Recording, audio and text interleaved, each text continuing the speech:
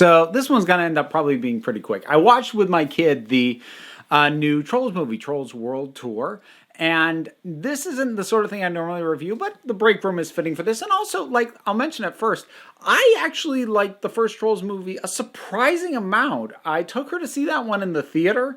And yeah, I had a surprisingly good time with that one, between an energetic voice cast, fun musical numbers, and just a really nice vibe to the whole thing. I dug it. So as someone who found the first one to be a real pleasant surprise, which even held up on repeated viewings, this one was fine. I mean, that's about it. It was fine. It wasn't as painful as obligatory sequels are, but it does still feel obligatory. Like, the only reason we're making this is because the last one made a bunch of money. It's not as painful on that scale as, say, Secret Life of Pets 2 or Despicable Me 3. You know, there are worse obligatory sequels out there, easily. But something's definitely missing. And the statement I'm going to make, it probably makes no sense unless you've seen the first Troll movie. And even if you have, may not make sense. So I'll explain. Trolls World Tour lacks the edge of Trolls. Now, if you're thinking that first one was about these creatures with big hair living in a world where it looks like everything was built out of fuzzy felt, how did it have edge? Well, if you haven't rewatched it in a while, one of the first things that happens when Poppy, the character voiced by Anna Kendrick, I am a Anna Kendrick fan, so like she still works, she leaves the place she knows to go somewhere else.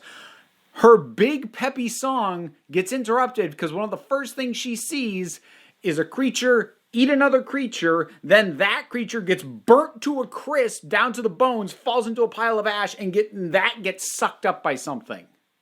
That's what I mean by the first one had a bit of edge. You wouldn't call it edgy, but you know what it was like? It was like old Muppets. Like back when the Muppets used to eat each other. It had that feel to it. It was a little bit more dangerous. Like, still in a fluffy, everything will be fine, family-friendly way, but it had that little bit going for it. And that was a big part of what I liked about the first one. And that's pretty much gone. This is just, I mean, the first film, the stakes were everyone's going to get eaten. This one, the stakes are, we won't get to play the kind of music we like anymore. Yeah.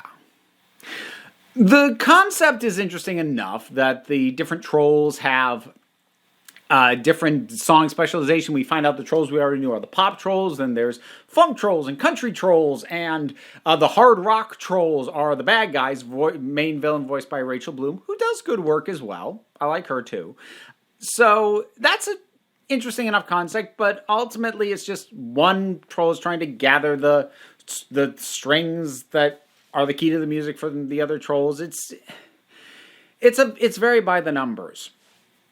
That having been said, I do appreciate the ending sort of lesson that's involved in it. Because I was nervous as it started to build up, because initially you had this whole thing with Poppy being like, well, no, we can talk this out. It'll be okay. And everyone telling her, no, this is dangerous. You shouldn't be trying to negotiate with them. And I didn't like that she was the one who wanted to take the path of peace, and I knew she was going to be proven wrong. I didn't like that as a starting setup and premise. And while she does get proven wrong about that, that's not the lesson to be learned.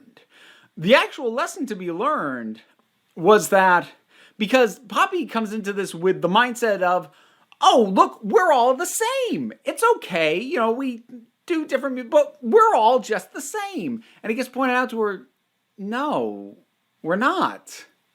And that's okay. Our differences matter. They're not bad thing. We should be different. And I actually really like that that was the final point it was trying to make.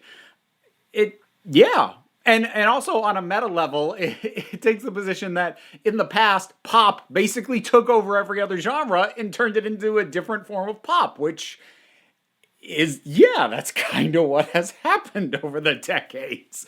So between that meta level and just, I really appreciate that was the lesson the hero had to learn, that yes, we're all kind of similar, but no, we're not the same, and we shouldn't be. That that was just nice to see that in there.